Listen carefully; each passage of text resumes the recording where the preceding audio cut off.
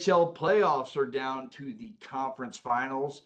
Panthers, Hurricanes in the East, Stars, Oilers out west. The Panthers won game one on the Eastern Conference side of things, 5-2. Game one of the Western Conference Finals faces off as we start this show. Welcome to 196, episode 196 of ATL Prime Sports. I'm JJ Jurjevich. Joining me this evening is my fabulous co-host and producer, Wayne Ridenauer in wonderful Memphis, Tennessee. You can find us all at ATL Prime Sports on Facebook, Instagram, X, and of course YouTube, Apple, and Spotify.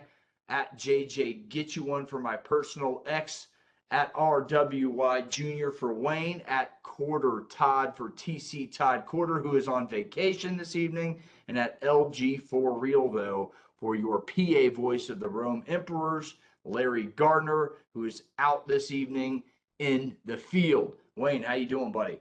I'm doing pretty good. Last week we had a little bit of technical problems, but we're here today, and I'm ready to go forward without any technical issues. How about you? I'm doing well, not as well as Oklahoma City Thunder point guard Shai Gilgeous-Alexander, though.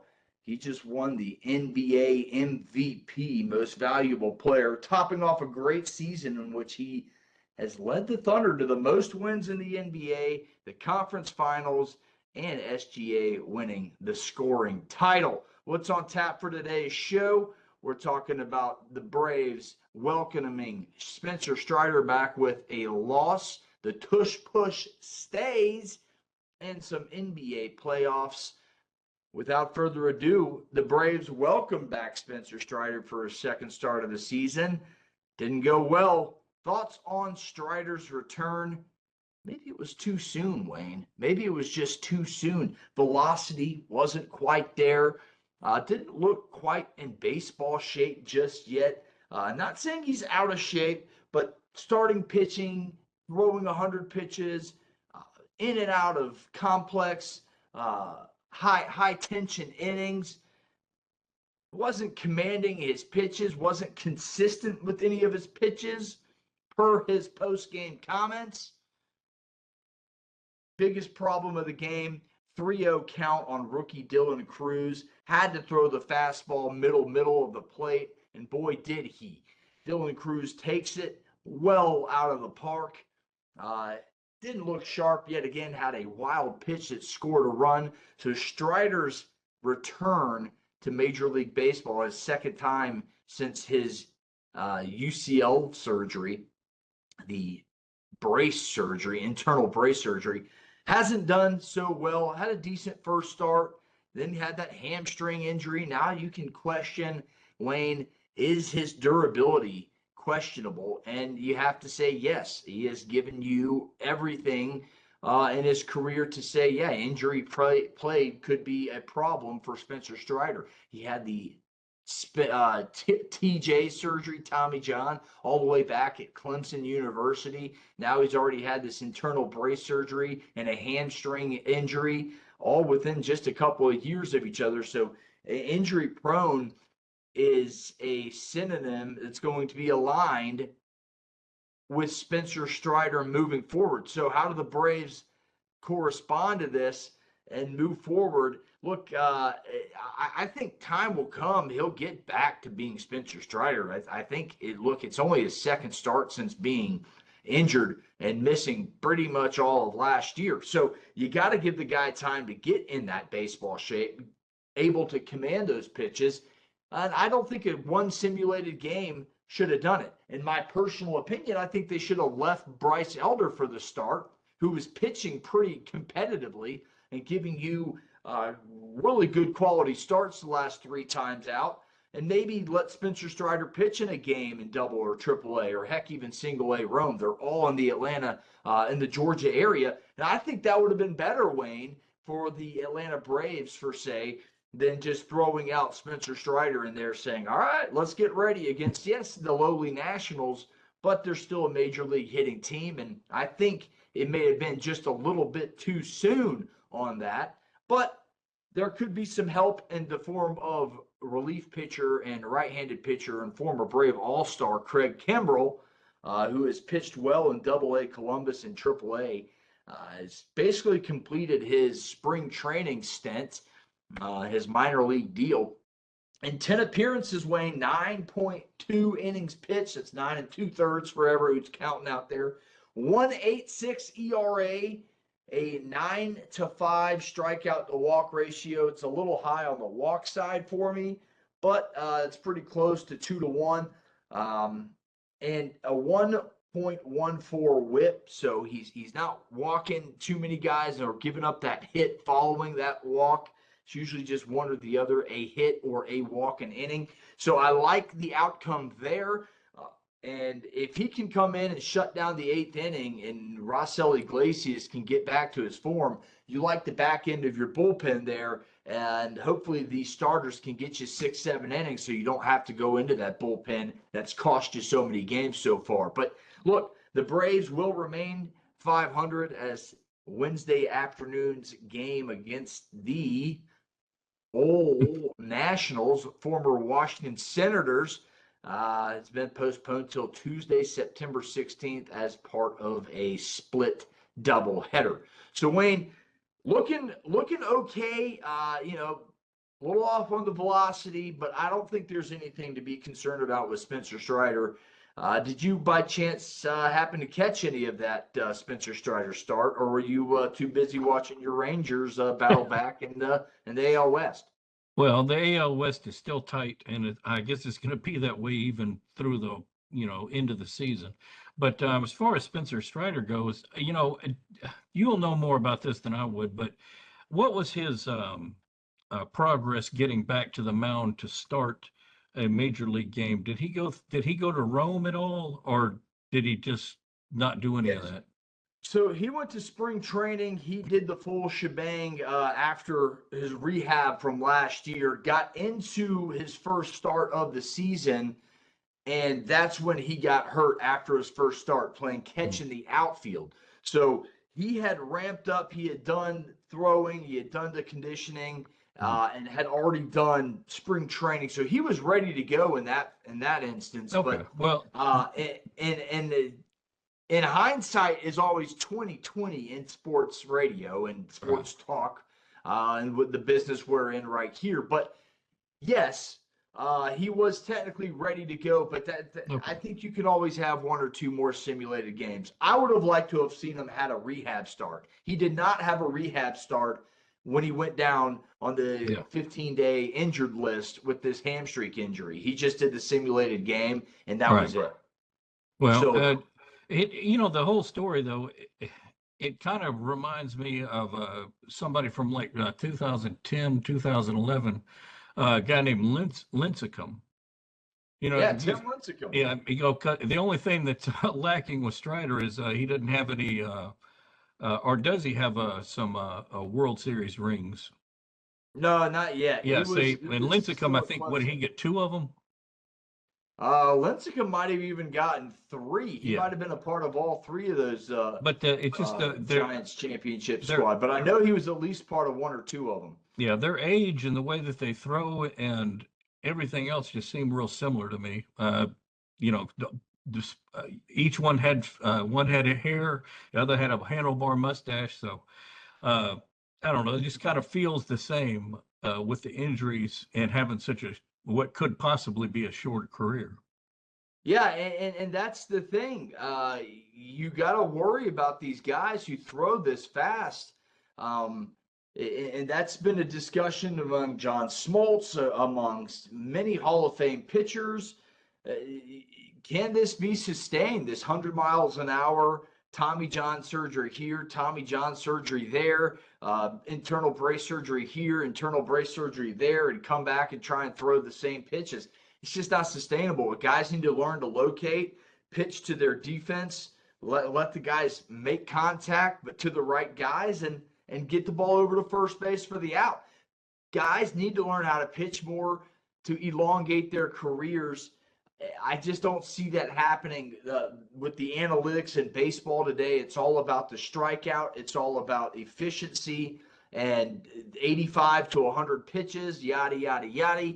And I just don't know what's going to give in Major League Baseball. But I think you're correct. The hard throwing guys usually have these short careers. That's why a lot of people are starting this rumor to trade for Paul Skeens, la-di-da-di-da-di. I don't think it'll ever happen. I think the Pittsburgh Pirates are going to do whatever they can to hold on to Skeens because he's a once-in-a-lifetime talent. Yeah. But they wonder the same thing. Is this guy going to blow out his arm anytime soon? So it's a valid question, Wayne, and we'll see what happens. But your Rangers, one game over 500, 3.5 out from Seattle, playing pretty good. 7-3 in their last 10. They have lost 3 of their last 4, but they're coming off that 6-game win streak, which evens it out to that 7-3 in the last 10. And Seager's down for a little bit. Jock Peterson struggling. But you've gotten some really good help from Jonah Hyde, the catcher, who's having a pretty good season, batting in the high 260s. Yeah, it's always good when Texas has good catchers. I think that guy Rodriguez was there for a while, and I really liked watching him play. Yeah, Pudge, a Hall of Famer, Yeah. One of my favorite players of all time, Wayne, and he was a just absolute stallion behind the plate in Arlington for so long. Well, Wayne, any final thoughts on your Rangers or Major League Baseball? The only thing with the Rangers is, one day I'll look at them and they'll be a game and a half back in 4th place. And then I'll look at them later and they'll be 3 games back in 2nd place. So it's just weird. And that whole AL West is strange. And the NL West is a little bit strange too. So maybe it's a West Coast thing. Maybe it is a West Coast thing, but that AL West, everybody right now is within 6.5 games. And in terms of everybody within the division race, it's the tightest race in baseball. The Phillies are atop the NL East, the Cubs in the Central, the Dodgers by a game and a half over the Padres in that NL West, as you mentioned, against Seattle winning the AL West. Detroit, best team in baseball at 33-17, 5.5 game lead over the Twins in the Central. In the AL East, the Yankees at 28-19, 4.5 game up on their rival, the Boston Red Sox. Let's move on from Major League Baseball to the National Football League. The tush push stays. What are your thoughts on the play, Wayne? Well, I like that play. It's a football play. It's, just like anything else you'd expect to see in football on a goal line stance. But you know what I wish they would bring back or allow to come back is the leaping. Or do they allow that? I think in college that doesn't let you leap. They allow you to leap, but you can't use any leverage. And I will get into that in a second, Okay. but I'll let you finish your answer. So, yes, you're allowed to leap, as you saw the Commanders try to leap over the line of scrimmage and stop the tush push that way before the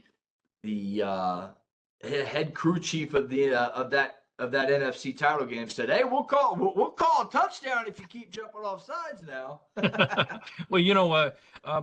But does anybody do anything like Bo Jackson used to do with taking the ball from running back position, getting up speed, just jumping over the whole line?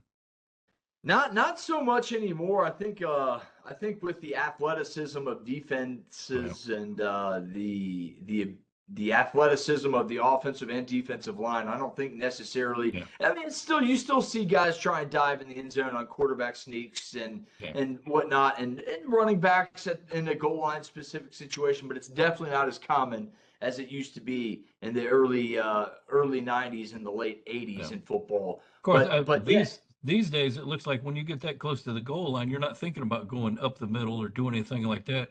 Everybody wants to pull a Mahomes and just magically show up with the ball in the end zone. Yeah, they want to get in the shotgun, which ticks me off, and you don't see the I formation anymore. But yeah, my thoughts on the play.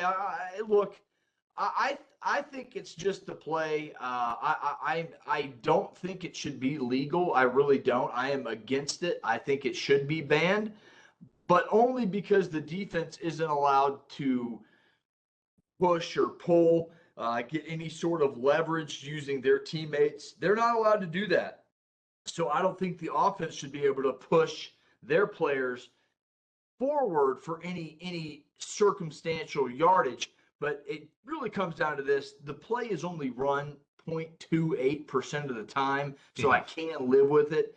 But here it is, Wayne. It was really close to being banned. The Man, owners yeah, voted against 22. banning, yeah, by 2 votes. Yeah. Yeah. So the owners voted against banning the tush push by 2 votes, 22-10, needed 24 to pass. So I look at it like this: 68.75% of the league voted to ban it. Yeah. So most of the league does not like this play. Uh, Look at it like that. It was really close to becoming an illegal play. 12 teams have scored using this type of play since 2022. So a lot of teams use the quarterback push, but the Eagles use it by far the most. The Bills are second. And again, I'll say it again, and this will be my final thought on it. I think the play should be illegal, but only because the defense cannot do the same. Currently, Okay. while the offense clearly can. That's why I vote to ban the tush push. Again, defensive players can't use any sort of leverage amongst their teammates, pushing or pulling or technically jumping Yeah. to stop that play. So, in my opinion, the defense should be able to stack, push, pull, throw, whatever happens. They should be able to do that as well to stop the play if it's only run 0.28% of the time.